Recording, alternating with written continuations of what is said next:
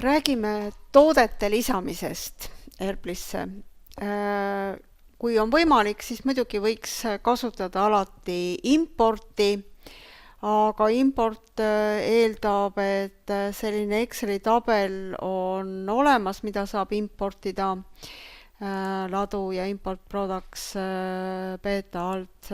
Sellele on ka eraldi video ja sellele variandile ma praegu keskenduda ei sooviks. Küll aga saab siis BIM ja tootekatalogi alt minna käsitsi sisestama tooteid. Seal on alati üks näidistoode koodiga 001, mis ei ole üldse hea näide, et see võiks olla koodiga 100. Tal võib olla EAN, võib mitte olla, ta nimetuseks on näidistoode. Ja ta kuulub ka tootegrupi default group, mis on ka kõikidel kontodel vaikimisi loodud. Aga juhul, kui me seda toodet tegelikult ei vaja, ei taha teda üle ka kirjutada, siis me peaksime ta ära arhiveerima ja salvestama. Sellisel juhul ei kuvata teda muidu, kui me ei lähe teda just kas kõikide või arhiveeritud toodete alt otsima. Kuid toote lisamisel on nüüd oluline, et me peaksime saama valida siit juba õigeid tootegruppe, seeriaid, tähtsusgruppi, kaubamärki, et sellega seoses võiks seda teha juba eelnevalt. BIM ja tootegrupid kõigepealt. Impordiga tekivad nad automaatselt, käsitsi sisestades tuleb aga teha väikest eeltööd. Selle default grupi võib ümber nimetada parem klikk ja muuda kaudu näiteks joogid.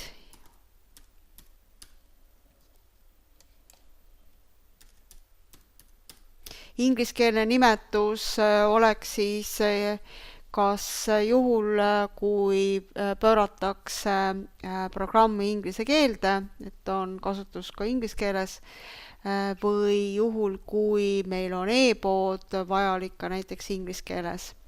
Ja siit ka see parameeter näita e-poes, et kas näitame või näita. No, las ta näita praegu. Ja selle all võivad olla alamgrupid.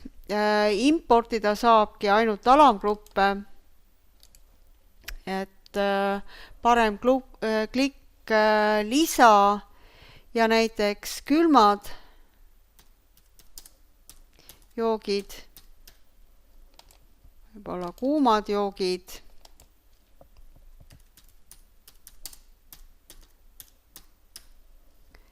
võib-olla paneme näiteks ka teenused ja siis avastame, et need teenused peaks olema tegelikult peagrupi tasemel. Ehk parem klikk muuda ja võtame kuulub gruppi tühjaks, salvestame üle ja ongi peagrupina. Lisaks võivad olla veel ka tooraine, mida ma otseselt müüa ei taha.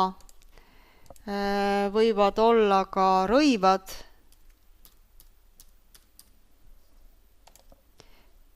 ja võib-olla on meil ka näiteks selline nagu T-särgid, mis peaks kuuluma rõivaste alla. Siis on võimalik, et T-särgid võtame hiirega vasakust nupust kinni ja lohistame rõivaste alla. Et nii saab neid ka ringi tõsta. Ja lisaks võib-olla on ka taara. Ja taara võib-olla kuulub samamoodi siis selle tooraine alla, et ta ei pea olema eraldi. Tõsõnaga selline, nagu sellel konkreetsel kliendil vaja läheb. BIM ja tooteseeriad jällegi impordiga lisatav, aga tihtipeale on ta just kasutuses rõiva kaubanduses ja mujal, kus on näiteks mingi hooajalisus. Ja lisangi siis kevad, suvi, võib-olla aastaarvu ka, et iga aasta on erinevad kollektsioonid. Ja kaugelgi sügis on.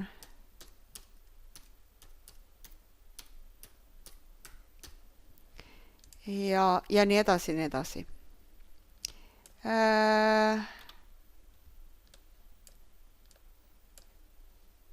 Lisaks PIM ja kaubamärgid alt saab lisada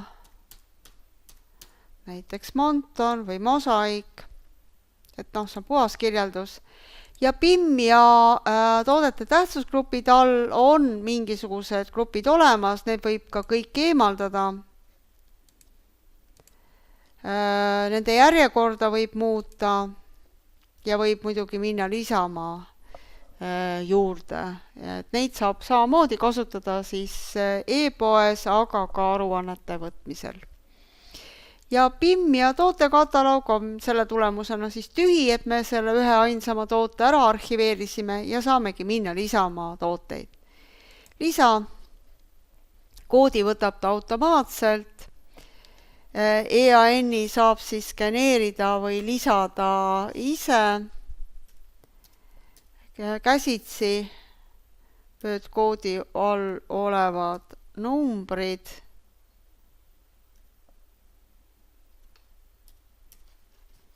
Nimetus, antud juhul on tegemist Sido ühe mahlaga.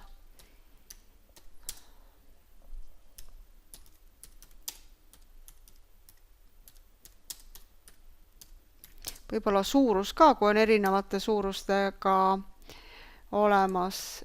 Kuulub ta külmade jookide alla, võimalik muidugi, et kui on mahlasid palju, siis võib-olla mahlagrupp on eraldi seal külmade jookide all omakorda. Ta on siis aktiivne, kood 3 all võib kirjeldada hankija või siis Intrastati aruandes kasutatavat koodi. Samamoodi võib eraldi välja tuua tootjakoodi, mida küll kas müügiarvete või ostutellimuste ostuarvete väljatrükkidel kasutatakse, aga tooteid saab otsida ikkagi koodi, EAN-i või nimetuse minimaalselt 3 märgi järgi. Liik võib siis olla toode, komplekt, maatrikstoode, komplekteeritav toode.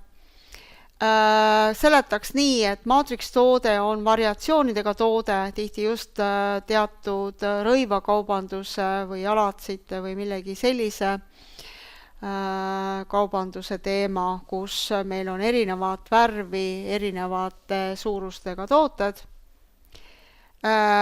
Komplekt ja komplekteeritav toode on kasutuses sellisel juhul, kui meil on retsept. Retseptis on siis kasutuses komponendid meie andmebaasist teatud kogustega. Erinevus on selles, et komplekti korral müügi käigus võetakse retsepti alusel komponente laost maha ja komplekt ise laoseisu ei oma kunagi.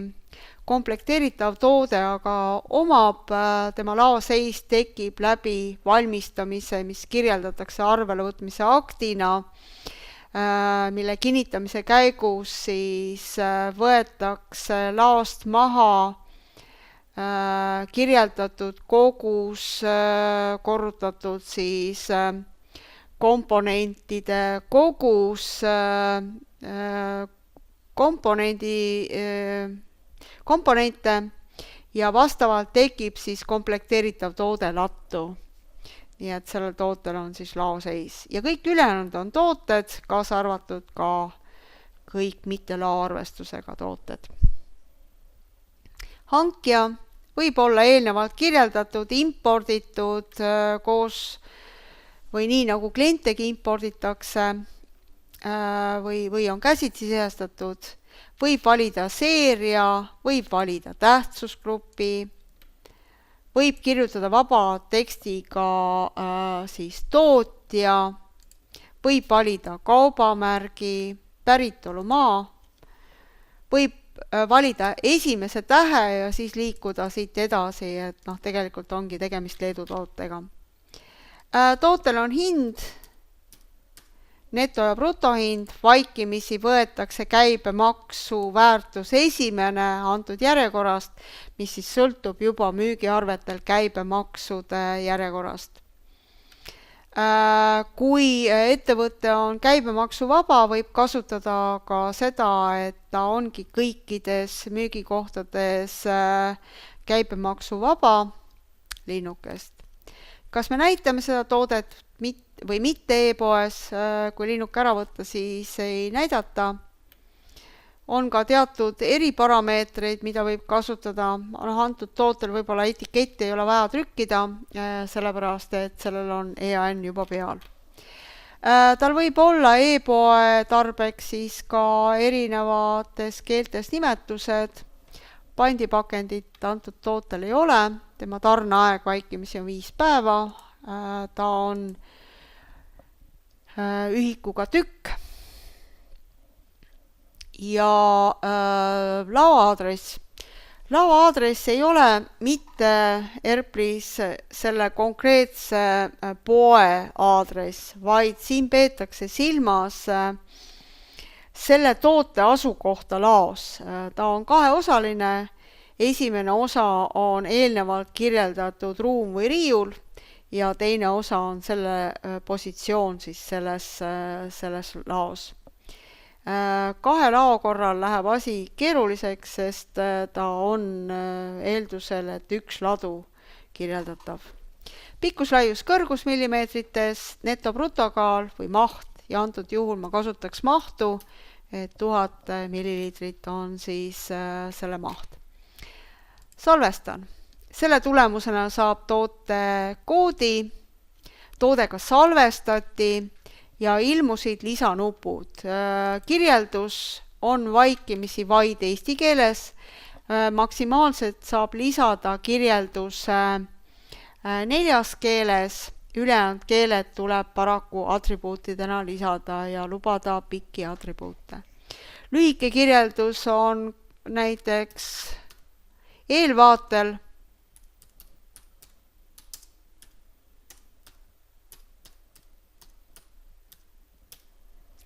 ja edasi juba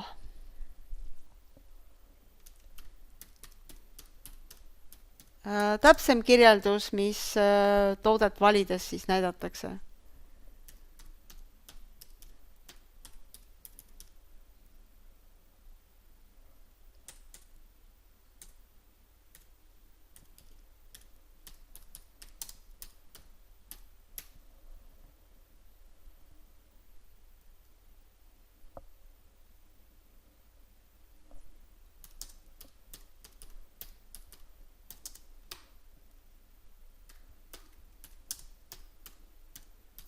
Aga võib-olla ka lisatakse siia keemiline koostis ja nii edasi, säilitustingimused.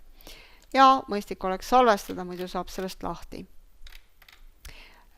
Ja loomulikult see vormindus on ka siit juba siis lisatav, et kas kuidagi orienteeritakse vasakusse või paremasse külge, antakse eraldi font ja nii edasi. Seotud tooted. Saab valida andmebaasist selle tootega seotud toote, mida siis e-poes kuvatakse. Asendustootena samamoodi võib kuvada siis e-poes asendustooteid ja valitakse andmebaasis siis selle toote asendus. Mõne teise firma siis Kreibi-Mahl ilmselt. Atribuutide alt saab lisada teatud näite, võib-olla mahla sisaldus ja 100%, mida saab siis eraldi panna kuvama e-poes. Võib-olla elektriseadmetel võimsus ja mis pingel töötab ja nii edasi. Pakendite all saab kirjeldada erinevaid pakendeid, neid saab ka TXT failist impordiga lisada, kuna siin teil seda varianti ei ole, siis tuleks meie poole pöörduda, saame lisada. Ja siin põhimõtteliselt siis öeldakse kogus erineva suurusega pakendist, neid pakendiliike saab ise juurde kirjeldada ja praegu siis näiteks sellised.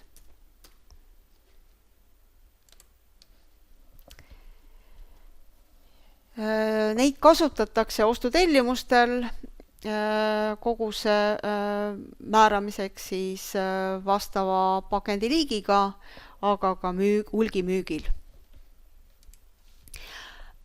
Kuvatakse siia ka hinnakirja ja kampaania info. Kõigepealt ERPLis on kõik erihinnad kirjeldatavad just nimelt hinnakirja all, et kui te ise omakeskis nimetate seda, et mingis perioodis kehtib tootele erihind kampaaniaks, siis ERPLis on selle jaoks nimetus hinnakiri. Kampaania on kasutatav ainult kassades ja teatud e-poodides.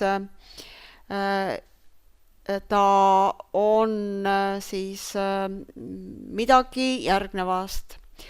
Ostes teatud X summa eest saad kas protsendilise või summalise allahindluse või ostes hulgi, ostes näiteks 3 tükki, maksad ainult 2 eest, saades siis 1 eest allahindluse, või ostes 1 toote, saad selle sama müügi käigus teisele toote odavamalt või lausa ilma rahata. Et need on siis klassikalised müügikampaaniad. Toodetele saab lisada e-poe tarbeks ka pilte, kuigi pildid võivad jääda ka tegelikult siis ainult e-poodi, nad ei pea otseselt olema siis nii-öelda ERPLis. Saab selle faili siis välja valida, kui ta on eelnevalt salvestatud, ja laadida ülesse. Kindlasti on nendel piltidel mahupiirang, et lõpmatult hea resolutsiooniga pilte pole võimalik otse lisada. Nimelt piir on seal kusagil 2000 piksli juures pikem külg.